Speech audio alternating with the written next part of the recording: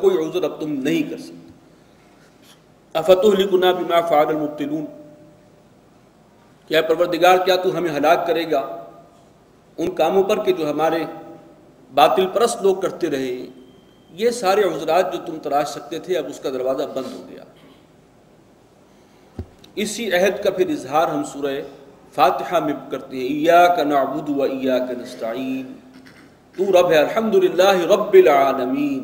سب سے پہلے تو ربوبیت کا اقرار اور پھر اس کے آگے عہد بندگی۔ وَكَذَلِكَ نُفَصِّلُ الْآيَاتِ وَلَعَلَّهُمْ يَرْجِعُونَ، اور اسی طرح ہم کھول کر وضاحت کے ساتھ بیان کرتے ہیں آیات کو، اور تاکہ وہ لوٹ آئیں، وہ اس کی طرف متوجہ ہوں۔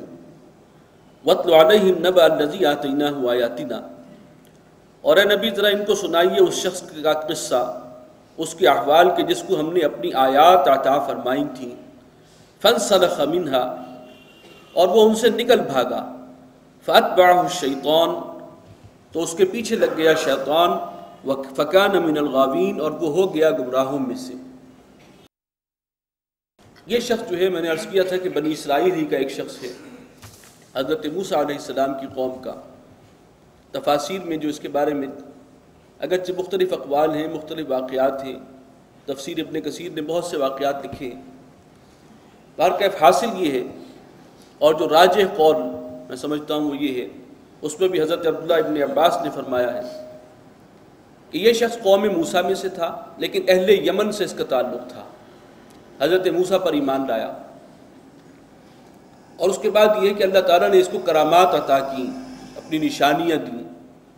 یہ ان لوگوں میں سے تھا جن کی دعائیں قبول ہوتی ہیں، مستجاب الدعوات، تو بڑا اونچا مقام تھا اس کا۔ اس کو پھر حضرت موسیٰ نے بھیجا تھا اہل مدین کی طرف توحید کی دعوت دینے کے لیے۔ وہاں کے بادشاہ نے اس کا بڑا اکرام کیا اور اس کو بڑے خاص مقربین میں شامل کیا، اس پہ نوازشات کی بارش کی۔ تو پھر یہ جو ہے وہ دولت پرستی اور نفس پرستی میں مبتلا ہوا، اور وہ ساری روحانیت اور کمالات جو اللہ تعالیٰ نے دیے تھے وہ سب اس سے زائل ہو گئے۔ بلکہ اس نے وہاں پر پھر اسی بادشاہ کا دین اختیار کر لیا، دعوت دینے گیا تھا ان کو اور دین ان کا اختیار کر لیا۔ تو یہ بھی ہوتا ہے بعض اوقات اللہ تعالیٰ کسی کو بہت اونچا لے جاتا ہے، اور پھر یہ ہے کہ اس کے نفس کا شیطان غالب آتا ہے اور پھر وہ ہر شے سے محروم ہو جاتا ہے۔ وَلَوْ شِئْنَا لَرَفَعْنَاهُ بِهَا، اور اگر ہم چاہتے تو اس کو ان آیات کے ذریعے سے اور اس کو ترقی دیتے، اس کے درجات اور بلند کرتے۔ وَلَكِنَّهُ أَخْلَدَ إِلَى الْأَرْضِ، لیکن وہ تو بس زمین ہی کا ہو رہا، وہ زمین ہی کی طرف جھکتا چلا گیا، یعنی زمینی خواہشات، نفسانی خواہشات کی طرف۔ وَاتَّبَعَ هَوَاهُ، اور اس نے اپنی خواہشات نفس کی پیروی کی۔ فَمَثَلُهُ كَمَثَلِ الْكَلْبِ، تو اس کی مثال اس کتے کی سی ہے، ان تحمل علیہ یلہث او تترکہ یلہث، کہ تم اس پر بوجھ ڈالو۔ تحمل علیہ کے دو ترجمے کیے گئے ہیں، ایک یہ کہ تم اس پر بوجھ ڈالو تب بھی وہ ہانپتا ہے، یا یہ ہے کہ تحمل علیہ بامحاورہ ترجمہ یہ ہوگا اس کو دھتکارو تب بھی ہانپتا رہتا ہے، او تترکہ یلہث، اور چھوڑ دو تب بھی وہ ہانپتا ہے، زبان اس کی لٹکی ہوتی ہے۔ ہر وقت وہ لالچ اور حرص، یہ جو ہے اسے پیٹ بھرا بھی ہوگا تو آپ بوٹی ڈالیں گے تو لپکے گا اس کی طرف، جیسے ہر وقت جو ہے اس کو ایک لالچ ہے، طمع ہے، حرص۔ تو یہ مثال بیان ہوئی اس شخص کی کہ کہاں اللہ نے اسے پہنچایا تھا، اور پھر اپنی شرارت نفس کی وجہ سے، نفسانیت میں مبتلا ہونے کی وجہ سے وہ کتنا نیچے آیا۔ ذَلِكَ مَثَلُ الْقَوْمِ الَّذِينَ كَذَّبُوا بِآيَاتِنَا، یہ مثال ہے ان لوگوں کی جنہوں نے جھٹلایا ہماری آیات کو۔ فَقْصُصِ الْقَصَصِ، تو اے نبی آپ یہ قصہ بیان کیجئے، لوگوں کو سنائیے۔ لَعَلَّهُمْ يَتَفَكَّرُونَ، تاکہ وہ غور و فکر کریں، اس کے اندر سے موعظت اور نصیحت حاصل کریں۔ سَاءَ مَثَلًا الْقَوْمُ الَّذِينَ كَذَّبُوا بِآيَاتِنَا، بڑی بری مثال ہے ان لوگوں کی جنہوں نے اللہ کی آیات کو، ہماری آیات کو جھٹلایا۔ وَأَنفُسَهُمْ كَانُوا يَظْلِمُونَ، اور وہ اپنی ہی جانوں پر ظلم ڈھاتے رہے، سارا نقصان انہوں نے اپنا کیا ہے، اپنی ہی پاؤں پر کلہاڑی چلائی۔ مَن يَهْدِ اللَّهُ فَهُوَ الْمُهْتَدِي، جسے اللہ تعالیٰ ہدایت دے تو وہی ہے جو ہدایت یافتہ ہے۔ وَمَن يُضْلِلْ فَأُولَٰئِكَ هُمُ الْخَاسِرُونَ، اور جسے اللہ تعالیٰ گمراہ کر دے، جس کی گمراہی پر اللہ کی طرف سے مہر لگ جائے، وہی لوگ ہیں جو خسارہ پانے والے ہیں، تباہ و برباد ہونے والے ہیں۔ وَلَقَدْ ذَرَأْنَا لِجَهَنَّمَ كَثِيرًا مِنَ الْجِنِّ وَالْإِنسِ، اور ہم نے پیدا کیے ہیں جہنم ہی کے لیے بہت سے جنات کو بھی اور انسانوں کو بھی۔ اصل میں یہ ایک ہی بات کو کہنے کے دو انداز ہیں۔ ایک یہ ہے کہ انسانوں کی اور جنات کی اکثریت اللہ کی شکر گزار نہیں ہوگی، وہ شیطان کے پیچھے چلے گی، نفس پرستی کا رستہ اختیار کرے گی، لہذا جہنم میں جائے گی۔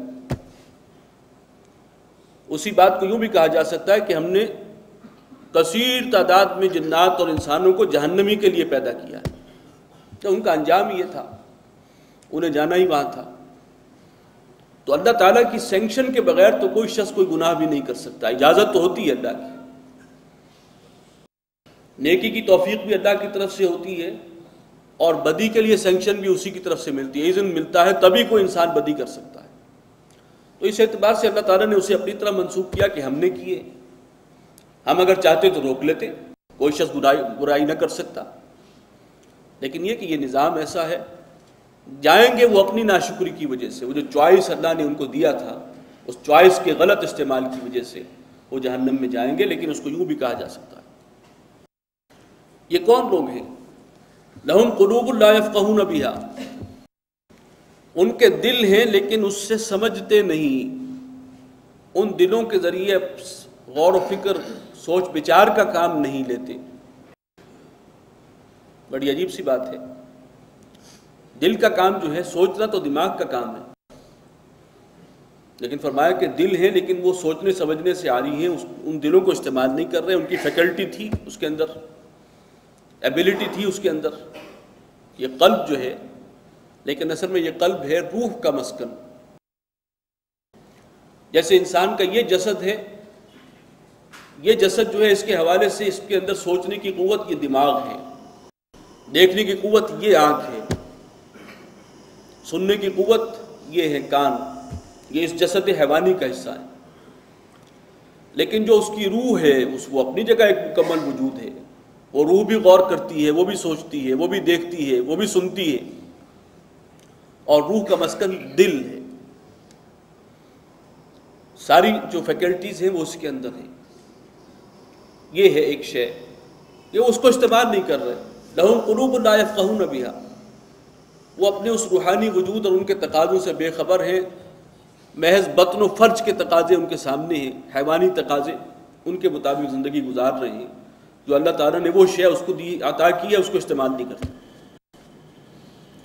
وَلَهُمْ أَعْيُنٌ لَا يُبْصِرُونَ بِهَا، آنکھیں ہیں لیکن دیکھتے نہیں، دیکھتے بظاہر تو وہ بھی دیکھتے ہیں لیکن وہ دیکھنا حیوانوں کا سا ہے۔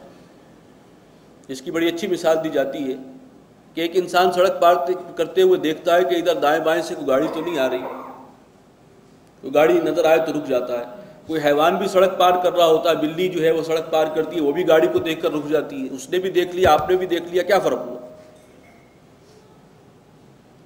حیوانوں والا دیکھنا دیکھتے ہیں، جو انسانوں کے لیے دیکھنا تھا وہ جو ہے دیکھو مجھے جو دیدہ عبرت نگاہ ہو، وہ عبرت پذیری والی نگاہ، کہ ان مظاہر کو دیکھ کر انسان کا ذہن منتقل ہو مسبب الاسباب کی طرف، وہ کہ جس نے ان سب کو پیدا کیا، جو اس پورے نظام کو چلا رہا ہے، یہ دیکھنا جو ہے یہ دل کا دیکھنا ہے۔